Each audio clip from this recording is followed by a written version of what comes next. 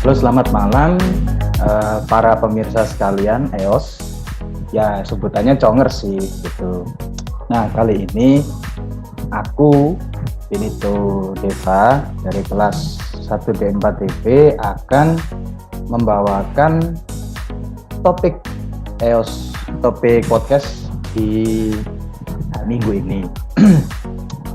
Aku sama partnerku Dira, tolong itu tuh kenalin diri dong. Oke, kenalin semuanya. Aku Zira Zazarani dari kelas 1 D4TA, Teknik Telekomunikasi A. Di sini aku sebagai partner Mas Benito ya. Jadi gimana nih Mas Benito, kita mau membahas apa? Atau improve dulu deh? Nah, coba deh. Kita kan udah pasti uploadnya ngasih judul nih ya. Terus judul kita itu kan PDKT dengan diri sendiri. Kalau menurut kamu itu PDKT dengan sendiri itu kayak gimana sih? PDKT dengan diri sendiri itu lebih ke mengenal diri sendiri ya. Karena mengenal diri sendiri itu lebih susah daripada mengenal orang lain, makanya kita harus mencoba untuk berusaha ber-PDKT dengan diri sendiri. Itu kayak kemampuan tersembunyi kalau misalnya kita itu bisa PDKT gitu. Kita bisa mengetahui kemampuan kita ketika dihadapkan dengan kemungkinan yang jika tidak dioptimalkan maka tidak berguna atau sia-sia. Gitu sih kalau menurut aku. Wah, ya bener sih, memang kayak gitu kok. Memang nggak jauh-jauh. Karena ini nanti yang akan kita bahas itu ada 4 topik nih, yaitu yang pertama kita itu akan memahami kemampuan diri kita dulu. Terus yang kedua kita memahami kegiatan kita dalam sehari-hari. Terus yang ketiga itu gimana sih cara kita belajar tentang PDKT dengan diri sendiri itu. Terus nanti yang keempat ya bisa dibilang evaluasi diri kita lah gitu. Terus apa sih yang harusnya kita lakukan setelah kita itu memahami 3 hal ini. Nah, daripada lama-lama nih, tuh kita masuk aja langsung nih ke topik pertama. Yaitu yang pertama, kita pahami nih kemampuan diri kamu sendiri. Kenapa sih orang-orang itu lebih susah memahami kemampuan diri sendiri daripada kita itu memahami daripada kita memahami kemampuan dari orang lain. Kalau menurut kamu kenapa sih? Karena kalau menurut aku sih manusia tuh gampang menilai sesuatu dari apa yang dilihat ya. Apa yang dilihat, apa yang didengar, apa yang dikata sama orang gitu, itu gampang sekali buat menilai sesuatu. Gampang sekali buat menyimpulkan sesuatu. Jadi kayak lebih susah buat menilai diri sendiri. Apa yang kita punya, apa yang kita miliki kekurangan dan kelebihan itu lebih susah daripada kita menilai teman kita sendiri atau orang terdekat kita. Gitu sih. Kalau Mas Ben gimana nih? Kalau aku itu ya karena kalau dari aku sendiri ya, ini dari pengalamanku sendiri. Yang pertama itu karena aku itu terlalu tinggi diri. Jadi aku terlalu merasa kalau kemampuanku itu lebih baik daripada yang lain. Nah, maka dari itu aku itu selalu merasa bahwa kemampuanku di bidang ini itu lebih baik daripada orang lain. Makanya itu sebenarnya adalah cara kita memahami kemampuan diri. Namun apabila kita terlalu tinggi dalam menilai suatu kemampuan kita, itu juga termasuk hal yang salah gitu. Nah, makanya kita itu harus memahami apa sih kelebihan dan kekurangan kita. Kalau kamu mempunyai kelebihan, contohnya kamu itu dalam bidang hard skill nih, kamu punya kelebihan di bidang programming contohnya, atau rangkaian listrik kayak elektronika gitu. Itu kamu kembangkan gitu. Kamu kembangkan dalam bidang programming, kamu kembangkan dalam bidang listrik, rangkaian elektronika gitu. Nah, mendalami kemampuan itu jangan hanya kita itu stuck di situ aja gitu loh. Maksudnya kita harus berani men-challenge diri kita sendiri yang sesuai dengan kemampuan kita sekarang. Nah, kalau kalian itu men-challenge diri dengan sesuatu yang kurang dari level kalian, nanti kemampuan kalian juga akan di situ-situ aja gitu, gak akan naik tingkat. Malah kalau semisal aja, kalau kalian men-challenge diri kalian dengan hal-hal yang seperti itu aja, bisa jadi kemampuan kalian itu nanti malah turun tingkat. Nah, makanya kita challenge dengan kemampuan yang setara atau sedikit lebih tinggi aja gitu. Nanti pasti lama-kelamaan kita akan meningkatkan kemampuan itu. Nah, selain itu kita juga harus niat kalau dengan kita bersungguh-sungguh untuk meningkatkan kemampuan kita itu.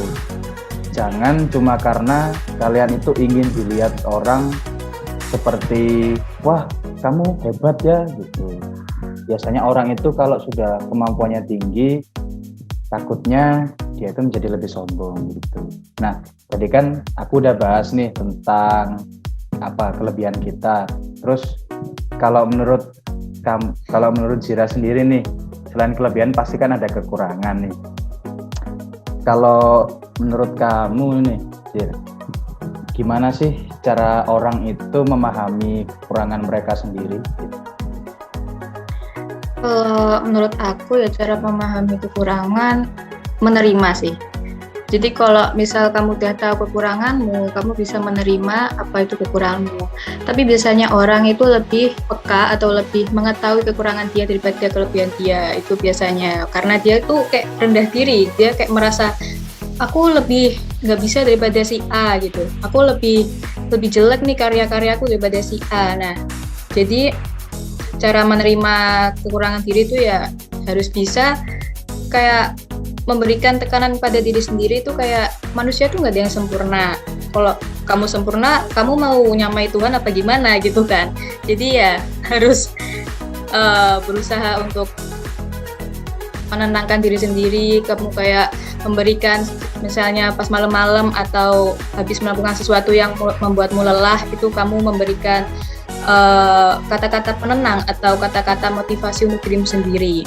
Biasanya kalau kita ngomong kepada diri kita sendiri itu lebih ampuh gitu loh, buat menyadarkan apa yang udah kita lalui, apa yang membuat kita lelah, apa yang membuat kita semangat lagi, yang kayak gitu-gitu biasanya.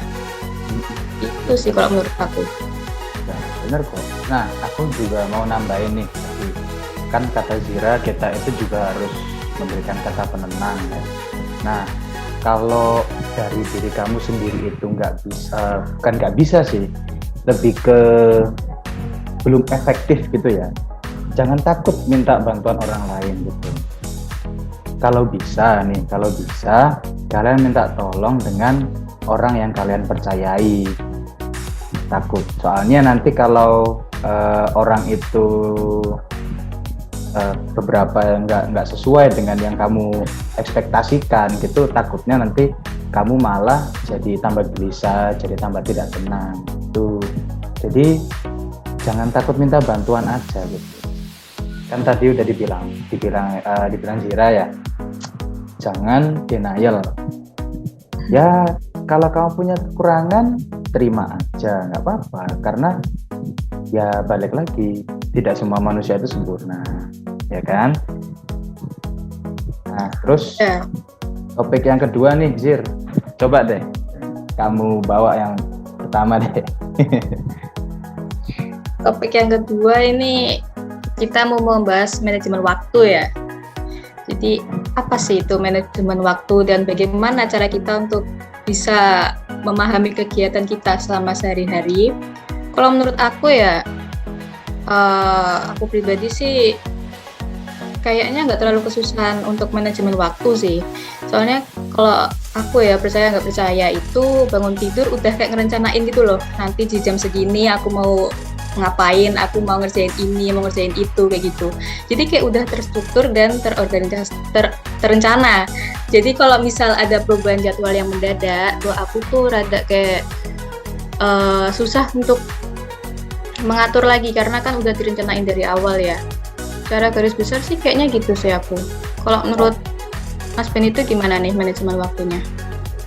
Wah, berarti kamu itu ya, tunggu ya. Berarti kamu udah punya mindset sendiri ya dari apa namanya? Dari manajemen waktu kamu sendiri itu. Itu gitu bukan sih? Ya enggak ya? Iya, benar. Jadi kayak udah punya pemikiran sendiri nih tentang manajemen waktuku sendiri. Oke. Ya, kalau manajemen waktu sendiri ya, kalau dari aku sendiri ini kan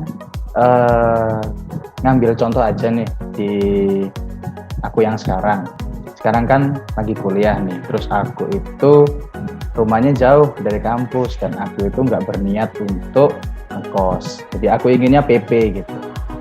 Nah, PP ini kan dari rumahku sendiri nih, ini kira-kira kurang lebih 1 jaman ya dari rumah ke kampus.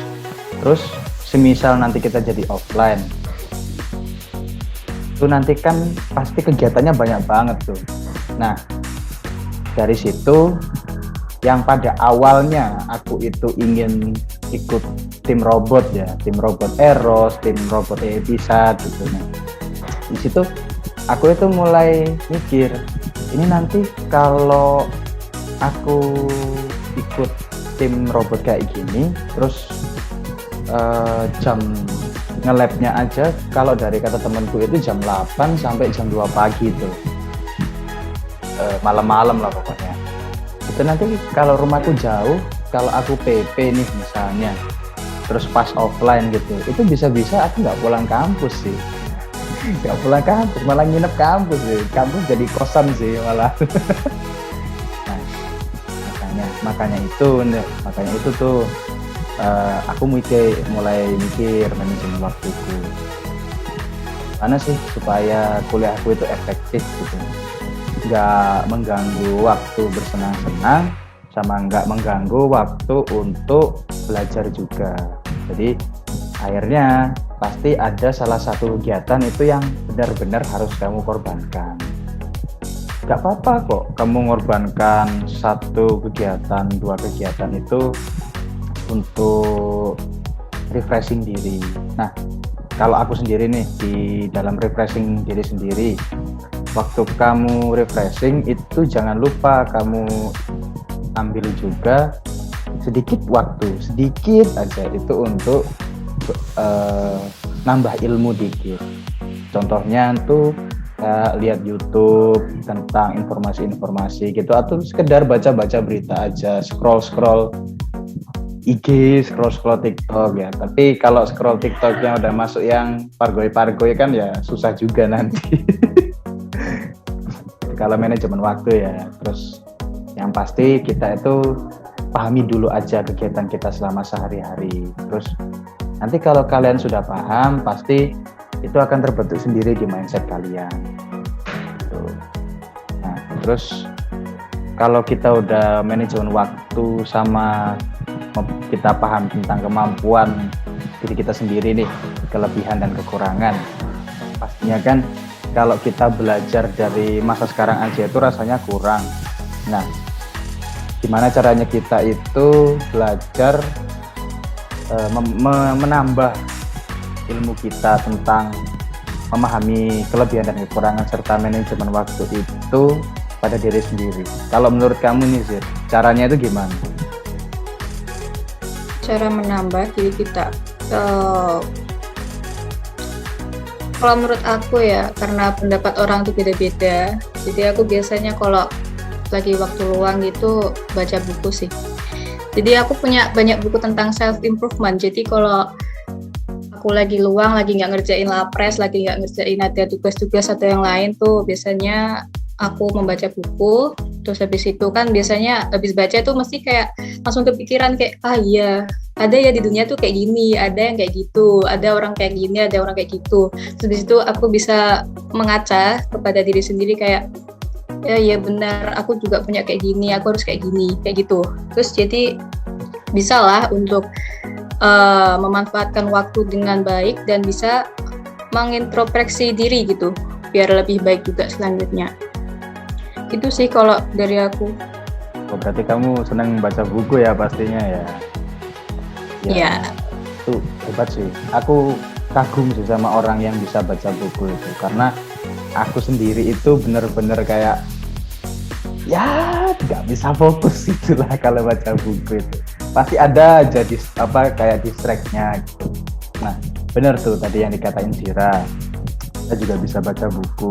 Atau kalau kalian misal nggak mau baca buku nih, tapi lebih suka kayak bermimpi gitu ya, bermimpi tentang kejadian-kejadian yang seharusnya terjadi pada diri kalian gitu nih. Kok jadi aneh? Nah, itu kalian itu bisa kok belajar dari masa lalu kalian sendiri. Karena kan tiap masa lalu orang-orang itu beda-beda. Nah, kalau contoh sendiri nih ya, kalau contoh sendiri itu dari ini pengalamanku sih. Kan dulu aku itu lulus SMK itu pinginnya itu cari kerja nih, karena aku sendiri itu melebih-lebihkan kemampuanku kan di bidang coding itu, di bidang programming, di bidang hal-hal yang berkaitan dengan IT gitulah. Nah, di satu sisi ternyata rencana itu nggak berjalan sesuai dengan keinginanku sendiri, karena waktu itu ternyata waktu aku lulus itu juga sudah pandemi COVID tuh. Jadi mau nggak mau kan pasti awal-awal COVID itu banyak yang PHK ya, perusahaan-perusahaan. Jadi cari kerja itu tambah sulit gitu. Terus lama itu kan aku juga pasti karena nggak dapet kerja itu kan aku gap year ya. Nama gap year itu aku itu nggak sama sekali nggak menambah kemampuan diriku sendiri gitu. Jadi aku tuh kayak bangun tidur, makan, main, terus tidur lagi. Bener-bener kayak orang-orang pengangguran gitu lah.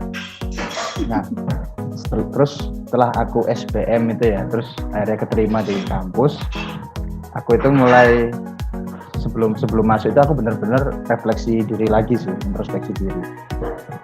Aku dulu gap year ini selama 1 tahun itu bener-bener udah bersenang-senang.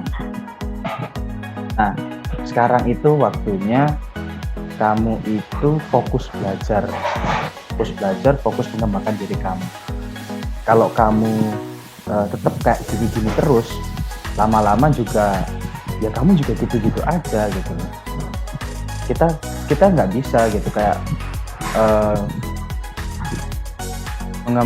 mengendalikan apa yang orang ingin gitu, itu nggak bisa.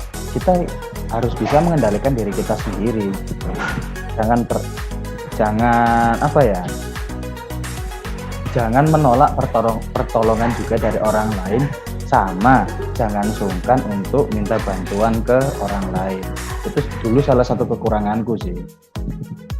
Itu aku bener-bener kayak merasa aku hebat juga gitu. Jadi aku itu nggak minta saran ke temanku gitu, temanku yang lebih jago gitu lah ibaratnya, karena aku merasa diriku itu sudah setara dengan dia.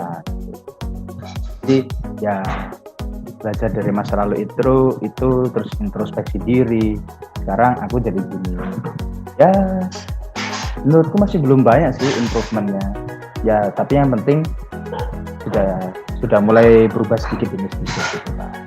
Kalau dari kamu sendiri gimana sih? Aku penasaran nih. Pasti ada dong masalah yang membuat kamu itu merubah kamu sampai jadi sekarang gitu. Dari dulu ini beda, terus sekarang jadi kayak gini. Ada nggak? Kalau dipikir-pikir tuh dikit ya. Maksudnya bukan dikit, tapi kayak apa ya?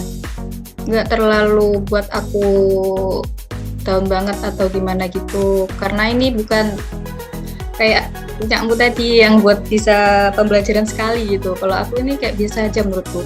Bukan biasa aja sih, kayak gak terlalu itu juga sih dibuat pelajaran, tapi bisa. Nah, jadi dulu itu aku tuh pernah pengalaman yang lumayan buruk, soalnya menyangkut kepercayaan orang sama ngecewain orang lain. Jadi dulu aku tuh punya pengalaman yang lumayan sempet membuat ganjil di hati. Kayak contohnya dulu tuh sempet punya teman deket banget sampai apa-apa tuh cerita ke dia, pokoknya ke dia aja. Nah, singkat cerita, dia nyebarin cerita aku gitu, padahal itu pembahasan yang cukup sensitif menurut aku.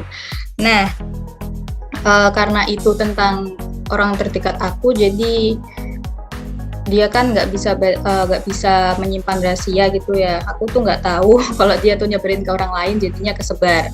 Nah, dari situ aku mulai kayak belajar jangan terlalu percaya ke orang lain deh gitu. Kalau bisa kamu nyelesain sendiri ya kamu selesain sendiri. Tapi kalau nggak bisa baru kamu selesain ke orang lain. Itu pun orangnya tuh harus milih-milih, nggak asal kamu cerita aja masalahmu gitu. Nah terus tadi aku juga nyebut ngecewain orang lain. Itu tuh jangan sampai deh kita ngecewain orang lain, soalnya kecewa itu kayak lebih dari rasa marah gak sih? Kayak udah di level up banget gitu loh. Tahta tertinggi sakit hati deh kayaknya. Nah, jadi kayak susah dapat maaf, dan kalaupun dapat belum tentu juga bakal dilupain gitu kejadiannya. Jadi jangan sampai kita itu ngecewain orang lain dan kita tuh jadi buat orang lain sakit hati gitu deh. Yang bisa buat aku pelajaran hidup sejauh ini gitu. Wah, kok sampai kecewain orang gini ya? Waduh. Iya. Ngeri. Aku nggak iya. gitu. Wah, oh iya. Termasuk itu ya, jangan percaya sama orang lain itu sebenarnya ini nih. Kita itu boleh percaya sama orang lain, gitu. Tapi kadang yang kita percayain itu gak bisa menjaga mulut mereka itu dengan erat-erat. Kadang mereka itu sering banget kayak tiba-tiba keceplosan gitu.